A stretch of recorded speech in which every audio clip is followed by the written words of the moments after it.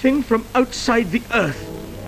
In the third and most sophisticated of the series, Quatermass and the Pit, the professor discovers an ancient spaceship containing the bodies of some long-dead Martians. Having destroyed their own planet, the Martians had fled to Earth many millennia ago. It's all right, they're dead. They've been dead for a long time. The professor eventually discovers that it was the Martians who planted the seed of life, which led to human evolution. In short, we are their descendants. So, in effect, we are the Martians. Now, that is a pretty nasty thought, particularly as the Martians were greatly engaged in killing each other. And suddenly, something drifts through, aren't we? Every war crisis, witch hunt, race riot, purge, is a reminder and a warning. We are the Martians. If we cannot control the inheritance within us, this will be their second dead planet. Nigel Neal's story was a neat Cold War twist on Wells's War of the Worlds. For another 50s writer, the relationship between us and the aliens was about to get a lot more intimate. For John Wyndham, it wasn't bug-eyed monsters we should be frightened of, but our own children. The Midwich Cuckoos was written in 1957 and was one of the best-selling novels of the decade.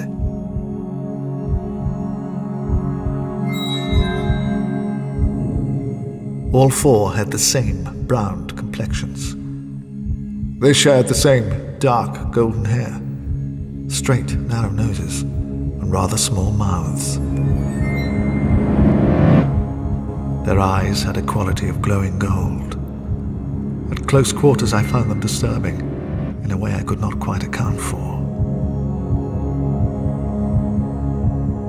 Midwich Cuckoos was a tremendous success, playing straight into the anxieties of the time. I think the Midwich Cuckoos does have something to say about what would soon be called the generation gap. And I think it's something that probably was a genuine worry for parents in the 1950s, was that their kids were more intelligent than what they are, particularly probably working class or lower middle class kids who went to grammar school and then came home. Yeah, I mean, all Dennis Potter's early plays are about this, aren't they? This whole thing that education turns you into an alien. Kendall. Imperfect of possum. Potty bam, potty bass, potty bat. And that sort of sense of alienation, it does really feed into science fiction about aliens. The Midwich Cuckoos are soon light years ahead of the adults around them and threaten their very survival. It's an evolutionary battle between old-style humanity and the next generation, Homo superior. One thinks of wild animals as savage, but the fiercest of them begins to look almost domesticated when one considers the viciousness required of a survivor at sea. Each species must strive to survive, and that it will do, by every means in its power, however foul. The adults decide the kids must go and blow them all up.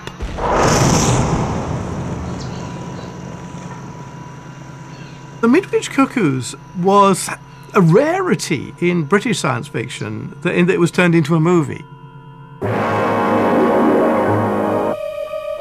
Renamed Village of the Damned, the film was a big hit on its release in 1960.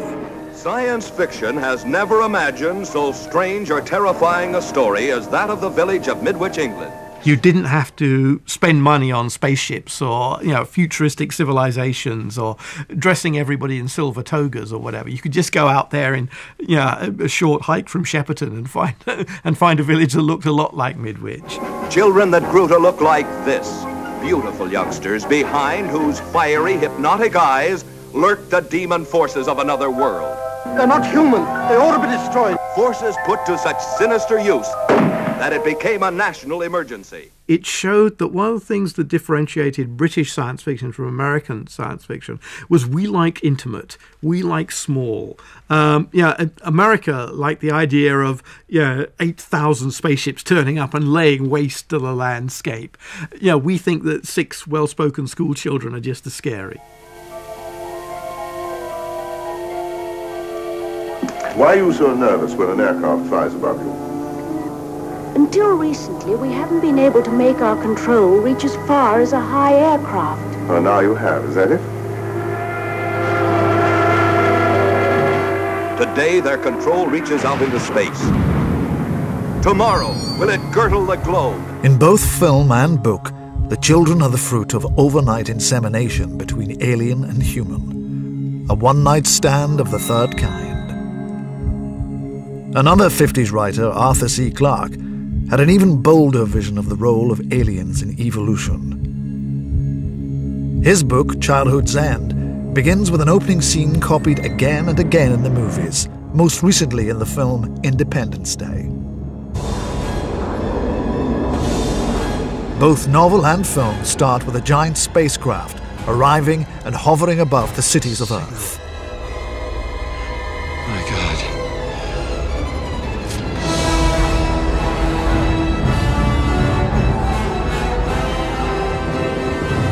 It's culture shock on a vast scale, akin surely to that of natives witnessing the arrival of Captain Cook's flotilla. Now what do we do? Address the nation. There's gonna be a lot of frightened people out there. Yeah? I'm one of them. This was the moment when history held its breath, and the present sheared asunder from the past, as an iceberg splits from its frozen parent cliffs. All that the past ages had achieved was as nothing now. Only one thought echoed and re-echoed.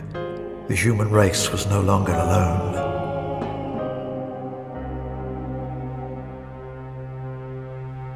Clarke was a technocrat, a man who made a real contribution to the development of satellite technology. His attitude to aliens was far more optimistic than either Wells or Wyndham. You sense that Clarke really wanted to meet them himself. His aliens have come neither to conquer us nor to eat us. Their purpose is to act as a catalyst to trigger mankind into an evolutionary leap, a next generation with superior powers. The first genetic changes that people saw in the 20th century were big. There were fruit flies without wings, there were plants that changed the flower colour, there were human mutations that were only 2'6" high rather than 6 foot high, and these looked like big leaps. So we began to get the idea, what was later rather mockingly called evolution by jerks. The obvious thing we need now is a direct mind communication, telepathy. I think the notion of extrasensory perception is really rather silly because we're there and we're used to it. I can pick up a phone and talk to anybody anywhere on the planet. Why bother with ESP? Just use Skype, it's cheaper. If we could combine minds, they'd be much more powerful and they would eliminate the mistakes and many problems. Certainly be interesting to find out. In Clarke's novel, an entire generation of children makes a single evolutionary leap into beings who can link their minds telepathically. At the end of the book, the last old-style humans on Earth watch as the new super race ascends to join the overmind in the stars. Everything we have ever achieved has gone up there into the stars. Perhaps that's what the old religions were trying to say, but they got it all wrong. They thought mankind was so important, yet we are only one race in, do you know how many? What Clarke does is, in a sense, reintroduce the idea of intent or intention, that there's something meaningful behind evolution. But what it kind of looks like is a version of intelligent design, I think, is there's this sense in which there are benign forces and that at critical moments, they can intervene and direct and nudge humanity towards perfectibility. So it's a very religious idea, I think, fundamentally. Which is rather strange, since I'm, firmly based on hard science and don't believe all this mystical nonsense. But it's an interesting idea to explore, and I explore these ideas without feeling any responsibility for them. I mean, a story is a self-contained entity. And as long as it's logical, that's all that matters.